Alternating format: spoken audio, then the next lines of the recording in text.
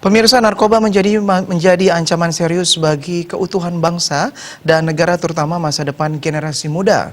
Tidak hanya aparat penegak hukum, semua komponen harus memiliki komitmen dan kepedulian bersama untuk melawan narkoba.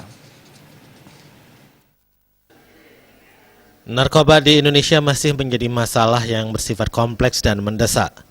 Dalam kurun waktu 1 dekade terakhir, permasalahan narkoba ini menjadi marak yang terbukti dengan bertambahnya jumlah penyalahguna atau pecandu narkoba secara signifikan. Kekhawatiran ini semakin dipertajam akibat maraknya peredaran gelap narkotika yang telah merebak di segala lapisan masyarakat, termasuk di kalangan generasi muda. Narkoba sangat berpengaruh terhadap kehidupan bangsa dan negara pada masa mendatang.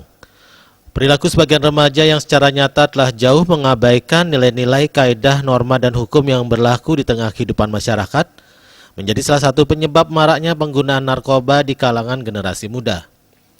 Maka dari itu, dalam upaya memberantas narkoba, aparat penegak hukum tidak bisa berperan sendiri, namun diperlukan komitmen dan kepedulian semua komponen yang terlibat secara aktif turut membantu melawan peredaran narkoba. Tahun baru ini harus mengerahkan peran melawan narkoba, karena bagaimanapun juga persoalan narkoba ini sudah menjadi ancaman NKRI. Apalagi Pak Jokowi sudah mengatakan harus perang melawan narkoba.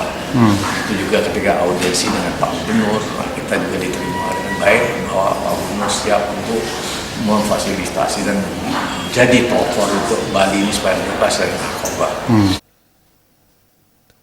Jika tidak melakukan tindakan yang nyata untuk menghentikan peredaran narkoba ini, negara ini akan hancur karena generasi muda penerus pembangunan bangsa terjerumus ke dalam jurang narkoba. Suparyana, Bali TV.